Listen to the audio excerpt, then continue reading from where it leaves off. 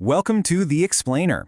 Today, we are unpacking a deeply thought-provoking conceptual framework called Planet Cycles. It's this fascinating, poetic, yet intensely analytical look at the invisible structures that govern human society. Okay, let's dive into this. Politics trips the babe, religion sways the simple. Just let those words sink in for a second. Right out of the gate, we are presented with a really stark juxtaposition. It's a sharp philosophical observation about vulnerability, power, and influence. And it immediately begs the question, right? What hidden forces actually govern human behavior? Because, we all go about our daily routines, we're buying groceries, paying taxes, attending community gatherings, but beneath the surface of all these seemingly mundane activities, there are these massive, unseen societal pillars at work. They are constantly shaping our decisions, setting our boundaries, and molding our beliefs. Section 1. Meet Oluyomi Ola David, policy influencer and thinker. To truly grasp this framework, we really need to understand its architect. Oluyomi Oladavid is a keen observer of human systems, and she has this deep passion for global transformation. Looking at her background, she highlights her Nigerian heritage and her fundamental, genuine love for people. She brings this incredibly sharp, analytical mind to the table, one that actively enjoys influencing policy and providing strategic clarity. But here's the key. She blends that strategy with a profoundly faith-driven perspective. She views these massive, complex systems through a lens that is highly structured yet deeply spiritual.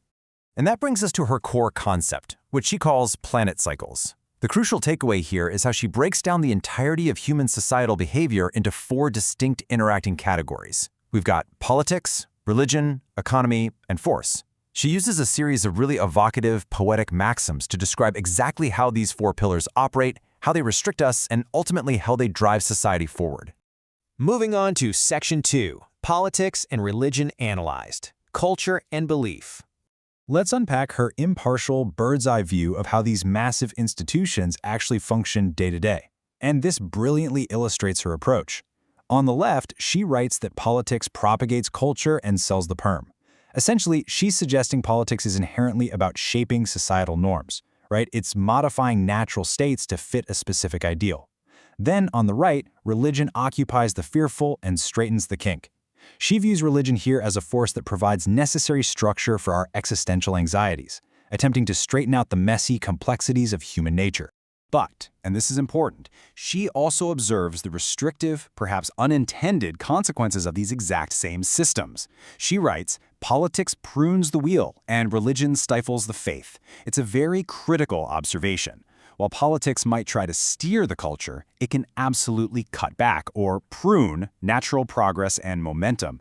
And ironically, she points out that institutionalized religion, in its earnest effort to occupy and straighten, well, it can sometimes end up stifling genuine organic faith. Section 3. Economy and Force Explained. Commerce and Power. We're shifting our focus now from culture and belief to a totally different kind of societal energy. On the left, she notes that economy sets the price and drives a trader. It is highly transactional, constantly in motion, assigning value to everything. In stark contrast, look at force. Force rears the throne and makes the fence. Force isn't about negotiating value at all. It's about establishing unyielding power and setting the hard, physical boundaries of authority. She expands on this dynamic by saying, economy ticks the time, while force salutes the law. The economy is rhythmic, it's cyclic, just constantly ticking forward with the passage of time and daily transactions. Force, however, is what ultimately enforces or bends to the established rules. It acknowledges and backs up the law of the land with tangible, undeniable power. Then, she adds this poignant, very deliberate line, "Force recovers the goods." In the end, when transactions fail or the rules are completely broken, it is raw force, whether that's the authority of the state or something much more primal, that steps in to reclaim order, to take back what is deemed lost or stolen. It is the ultimate blunt instrument of society. Which brings us to Section 4, the cycles of society, the ultimate end states. Now, what's really interesting about this slide is that we've arrived at the climax of her framework. After showing us exactly how these pillars operate day to day, she pulls back the curtain on their ultimate, somewhat futile end states. Politics, despite all its cultural propagation, ultimately rarely recruits lasting devotion. Religion, it fades away at institutional power over time. The economy, for all its relentless driving, ultimately markets frustration, which is just a brilliant phrase for the endless loop of consumerism, isn't it? And force simply calms reason, completely overpowering logic with raw might. It's a pretty sobering analysis of our worldly systems when you look at it all laid out like this. Finally, Section 5. Purpose in the universe. The wheel within wheels.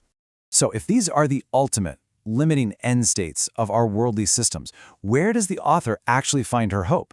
Remember, she is deeply faith-driven. And this brings us right to a direct quote from her biography.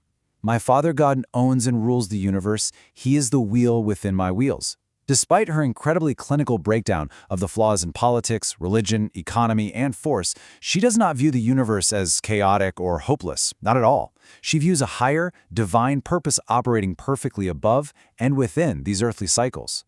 It's an absolutely brilliant framework that forces us to look critically at the societal systems all around us, even while she maintains her own spiritual anchor above it all. So I'm going to leave you with this question to ponder today. Which of these four forces, politics, religion, economy, or force, do you see most actively shaping your planet's cycle right now? Take a look around you this week and see if you can spot them in action. Thank you so much for joining me on this explainer. Keep observing, keep learning, and I'll catch you on the next one.